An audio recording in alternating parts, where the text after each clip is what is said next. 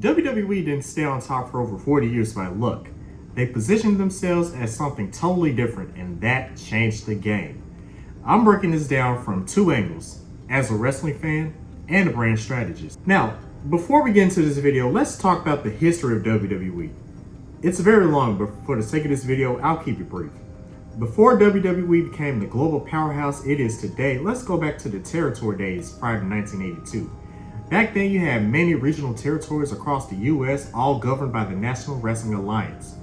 Each had their own local TV deals, local marketing, and talent.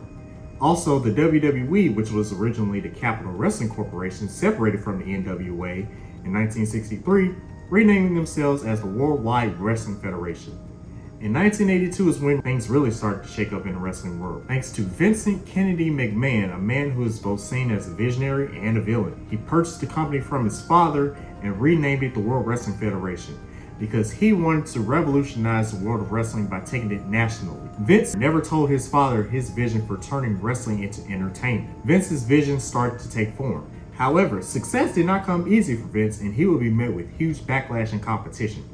As Vince wanted to take his product nationally, other promotions that had TV deals on lock. Saturday, July 14th, 1984 is when things got ugly.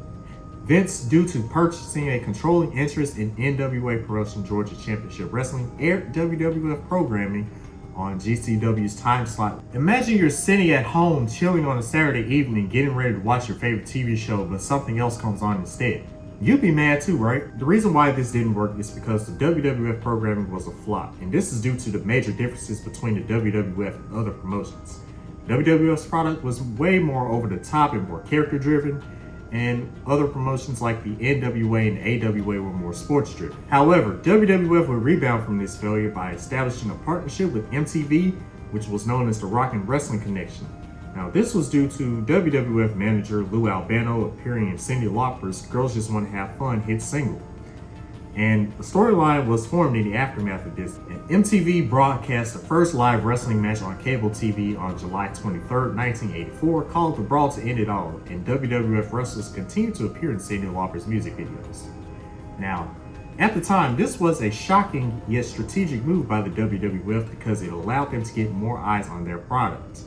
At the time, MTV had become massively popular, and the WWF took advantage. In 1985, the WWF created WrestleMania, which would become their biggest event of the year. Vince McMahon threw all his eggs in one basket, banking on the success of WrestleMania.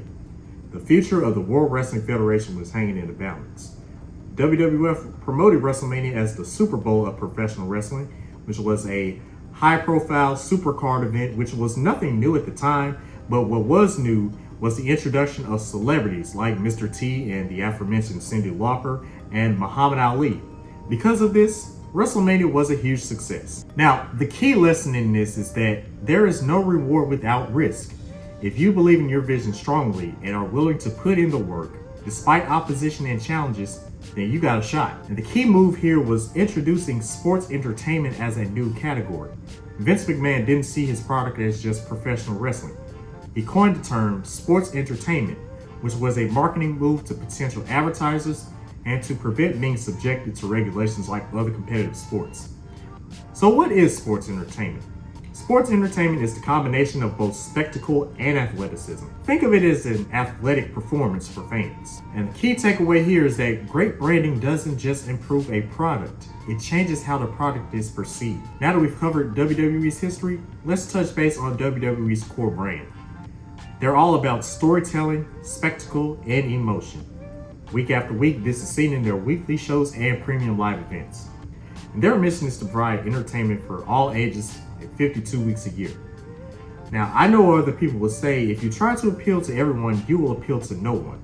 While this is true in most cases, WWE tends to define this. WWE delivers a family-friendly entertainment product 52 weeks a year, non-stop across their main shows, Raw, NXT, Evolve, SmackDown, exclusive shows, and monthly premium live events. And all off season, all gas, no breaks with it. Now, I'm not gonna lie to y'all, sometimes I find myself exhausted as a fan trying to keep up with everything that's happening in WWE. That's why I stick to social media and YouTube highlights. And the key here is they created their own category. They created a lane for themselves and they are dominating it, and that is what I encourage you to do. Define what separates you from the pack. Now, if you're having trouble with this, here's something that I found very helpful. Your unique experiences, ideas, and perspectives are what make you different. No one is the same. Now let's move on to merchandising, media, and how they capitalize on the mainstream. WWE's merchandise is key to the fan experience. Fans want to feel like they're a part of the show as they wear merchandise of their favorite wrestlers and replica championships. As a WWE fan, I've collected many shirts, video games, and action figures over the years, some of which I still have to this day. WWE produces various forms of media, weekly shows, premium live events, exclusive series, music, and movies on a consistent basis. And it's established in the 1980s rock and wrestling era. WWE continues to collaborate with celebrities and big-name athletes. Now, I mentioned Mr. T and Cyndi Lauper, so here are a few modern examples. Let's talk about Logan Paul, who is a controversial figure. Logan Paul, who is one of the most popular YouTubers in the world, officially signed with WWE as a WWE superstar. You have Ice Show Speed, who is one of the most popular streamers in the world, appeared in the 2025 Royal Rumble, live streaming the event from his perspective, and he had a viral moment getting speared by WWE superstar Braun Breaker. Let's talk about Bad Bunny, who is one of the most streamed artists in the world, who faced off against WWE superstar Damian Priest in his home country of Puerto Rico at Backlash 2023. And Tyrese Halliburton and Jalen Brunson. Now, WWE basically predicted the 2025 Eastern Conference Finals by having Tyrese Halliburton and Jalen Brunson show up on an episode of SmackDown and have a face-off against each other in the middle of the ring. And they continuously do this on a weekly basis because if you're watching an episode of Raw, NXT, or SmackDown, you'll sometimes see celebrities in the audience. Alright, so let's move on to the brand evolution. WWE's brand evolved over time, not because they wanted to, but because they had to. Let's talk about the golden era from 1984 to 93. And this was all about the superheroes, the mainstream, family-friendly, over-the-top product. Now, the fan reaction is that they loved the spectacle, but some wrestling purists found it cartoon. And what triggered this was the growth of cable TV, the growth of MTV, and the aftermath of WrestleMania. And the lesson here is to create big moments that people never forget. Now let's move on to New Generation from 93 to 97. This was all about a cleaner image. This is when the WWE decided to focus more so on youth and more technical talent rather than the swole, larger-than-life wrestlers. And this was a mixed reaction from the fans. You had people like Bret Hart and Shawn Michaels carrying the company, but the larger-than-life stars were on their way out. And what triggered this was the huge steroid scandal. It was like the early 90s. You can do more research on that. I won't get into all the details of it. You can do more research on the steroid trials surrounding Vince McMahon. It was a huge controversy going on at the time. And also, the big name stars like Hulk Hogan and Macho Man, they started to move to other companies. They went to WCW around this time. And the key lesson here is to rebuild with your strengths, even if it takes time. WWE had to rebuild. Even though they saw the big names leaving, they had to move to the other wrestlers who were very willing and very capable of carrying the company. Now, honestly, this was the era where they started to see a massive dip in the quality of the product. They started to see their lowest ratings and people weren't buying tickets as much. People weren't really investing in the product because they either grew out of it or they just didn't find it interesting anymore. Now let's move on to the Attitude Era, which is regarded by fans as one of the best eras of all time. This was from 97 to 2002. This was all about being edgy, rebellious, unpredictable. And what triggered this was the WCW competition and the cultural shift that was happening around that time. During the 90s, it was all about rebellion. You start to see it in the TV shows. You start to see it in movies and pop culture. It was all about rebellion, and WWE had to capitalize on this. And the key lesson here is that sometimes a complete rebrand is what saves your business. They start to see record numbers. They had their highest TV ratings, highest ticket sales, highest pay-per-view numbers. they blew up around this time. Now let's move on to the Ruthless Aggression era, which is the era that I personally grew up in. It was just from 2002 to 2008. And the key focus of this brand is all about new stars, physicality, and the brand split. You start to see Raw and SmackDown, which was their two major shows, they started to become separate brands in themselves. The fan reaction was a bit mixed because it took a lot of time for the fans to warm up to the Ruthless Aggression era, because the big names like Stone Cold Steve Austin and The Rock were leaving. They were on their way out the door. And let's talk about the PG era, which was from 2008 to 2013. The PG era was all about going back to that family-friendly, corporate-safe, polished product. And the hardcore fans hated this because they got tired of John Cena being positioned as the main guy. And what triggered this was the Chris Benoit tragedy. I won't go into all the details of that. Again, you have to look this stuff up because it is a lot. It was a very tragic situation.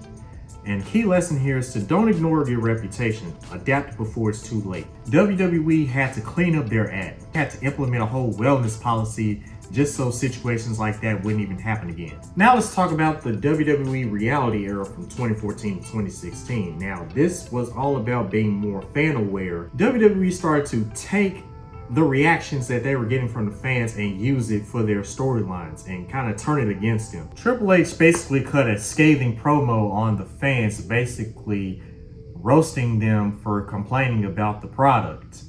And he was saying stuff like, "Me and my friend Mark, we're gonna stop watching. If we don't get what we want, we're gonna stop watching," which was basically the fan sentiment at the time. The fans had really started to become very vocal. They took to Twitter, they took to social media and voiced their frustrations about the product at the time, which was, the product at the time was, there was less wrestling, there was more talking and less wrestling going on, especially on the women's side. You had a lot of, and the fans were very vocal about, especially the women's matches, and that led to, the whole Give Divas a Chance movement on Twitter. I remember that was a thing, like back in 2015. Fans were advocating for WWE to give the women more opportunities. And I was very on board with that because at that time, I hated to see the women get the short end of the stick. The women were competing in 3-minute matches, 2-minute matches. Not much storylines were being developed on the women's side. It wasn't focused on their athleticism. It was more focused on their attitude. Like, heck, they were even called divas at the time, which carried a negative connotation. WWE really had to clean that up, which I'm really glad they did, because right now women's wrestling is in a huge place right now. Women's wrestling is really on top. I digress. So the key here is to adapt. You have to learn to adapt. If you don't, you get left behind and you alienate your core audience. This leads to the new era from 2016 to 2022. And this was all about global expansion, diversity, and athleticism. And fans started to react more positively to this era because they started to see more people coming in from the independent scene, like AJ Styles and Shinsuke Nakamura. They started to come in and make a name for themselves in WWE. And like I mentioned, women's wrestling started to become more serious. WWE started taking women's wrestling more seriously because you had people like the Four Horsewomen, Charlotte, Becky Lynch, Sasha Banks, and Bayley. And what triggered the new era was the changing audience and the global growth strategy. WWE started to focus on more global expansion. And that's why they brought a lot of international stars in, because they wanted to expand their brand globally, which they were already global, but they wanted to lock in even further on becoming a global brand. And the key lesson here is that representation and long-term storytelling equals loyalty. Now let's talk about the Rebirth era, which is the current era. Now, this is all about long-form storytelling, collaboration, and this era has had the most positive reception for the past decade. Now, however, there has been recent concerns with TKO because they now own WWE, and what triggered this was Vince stepping down as the head honcho of WWE and Triple H taking over the creative side of things. And like I mentioned, fans have been concerned with TKO coming in and buying WWE. And here are some of the concerns that fans have had. WWE loves to brag about breaking all kinds of records with their ticket sales and their numbers. They love to talk about how well they're doing on the financial side. And this is because they have raised their prices significantly. Let's be real here.